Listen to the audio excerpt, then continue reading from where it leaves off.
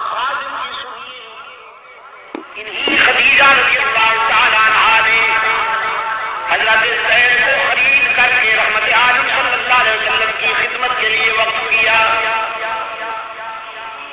کچھ عرصہ کے بعد زید کے باپ کو پتہ چلا کہ میرا بیٹا مکہ کے ایک ہاشمی گھرانے میں خادم ہے۔ تلاش کرتا ہوا مکہ میں پہنچا، زید کو ملا کہ ہاشمی گھرانے میں خادم ہے۔ تلاش کرتا ہوا مکہ میں پہنچا، زید کو ملا، دیر تک روتا رہا، کہنے لگا بیٹا جب سے تم چلے آئے ہو ہمارے گھر سے مسکراہٹیں بھی رخصت ہو گئی۔ تمہاری ماں ہر وقت تمہاری انتظار میں دروازے کو دیکھتی اور روتی رہتی ہے کہ کب میرا لفظ جگر آئے گا۔ تمہاری بہنیں بھی بے قرار ہیں، آؤ میں تمہیں لینے کے لیے آیا ہوں۔ زید کہتا یہ باتیں بعد میں ہوں گی، آؤ پہلے میں تجھے اپنے آقا سے ملا دوں۔ باپ کی انگلی پکڑ کر رحمت عالم صلی اللہ علیہ وسلم کی بارگاہ میں لایا، بڑی تقریر سے، بڑے اعزاز سے اللہ کے محبوب نے اپنے خادم کے باپ کو خوش آمدید کہا۔ زید کا باپ کہتا ہے اللہ کے محبوب، میں اپنے لفظ جگر کو لینے کے لیے آیا ہوں، اس کے خریدنے پر جتنی رقم ادا کی گئی تھی میں اسے دگنی رقم دوں گا، مہربانی کیجیے۔ اس کے ماں کے آنسو دیکھے نہیں جاتے، اس کی بہنوں کی بے قراری دیکھی نہیں جاتی۔ رحمت عالم صلی اللہ علیہ وسلم نے فرمایا ہم کوئی معاوضہ نہیں لیں گے، ہم تو اپنے زید کو تحائف دے کر رخصت کریں گے، لے جا سکتے ہو تم، میں نہیں روکوں گا زید کو، کیوں روکوں، میں تو وصل کرنے آیا ہوں، فصل کرنے نہیں آیا، میں جوڑنے آیا ہوں، توڑنے نہیں آیا، میں تو ملانے آیا ہوں، جدا کرنے نہیں آیا، لے جاؤ زید کو، لیکن بس ایک شرط ہے کہ زید ویران میں جانے پہ راضی ہو، جبر نہ کیا جائے۔ باپ نے بیٹے کی طرف دیکھا،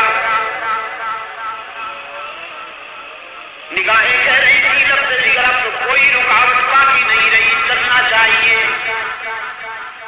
لیکن زید نے بھرپور انداز میں اپنے آقا کی طرف دیکھا اور پھر فیصلہ کرنے میں کوئی دیر نہ کی، کہنے لگا باپ سے میری والدہ کو سلام کہیے گا، میری بہنوں کو بھی سلام کہیے گا، سب کچھ چھوڑ سکتا ہوں لیکن رحمت عالم صلی اللہ علیہ وسلم کے دامن کو نہیں چھوڑ سکتا۔ یہاں تو مجھے وہ شفقت ملی ہے جو تیسری ہاتھوں میں بھی نہیں ہو سکتی۔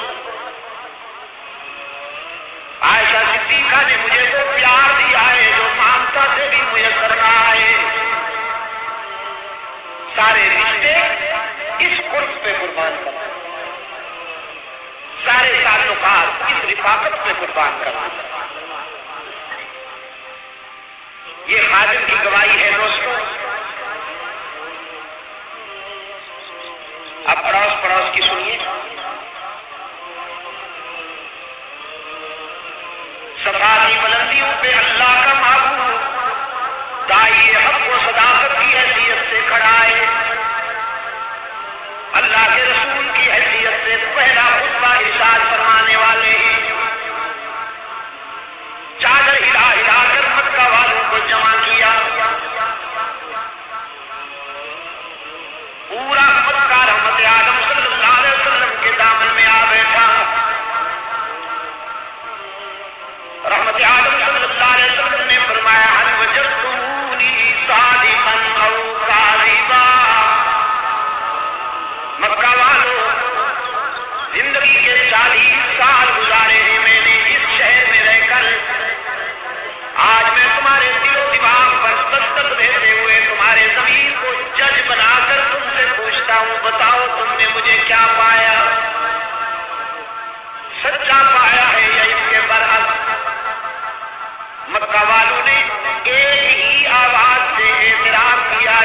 وعدناك مرارا ما رأينا فيك إلا صدقا.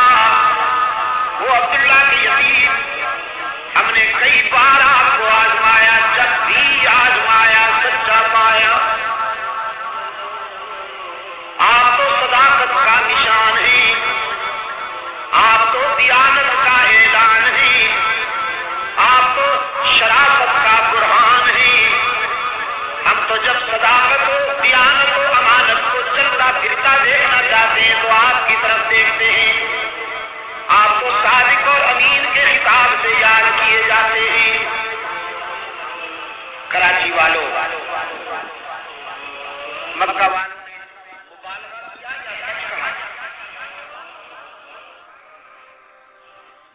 سردی میں سکڑے ہوئے دوستوں، تمہارے یہ بستہ جواب پر میں کیسے انحصار کروں؟ پھر پوچھتا ہوں،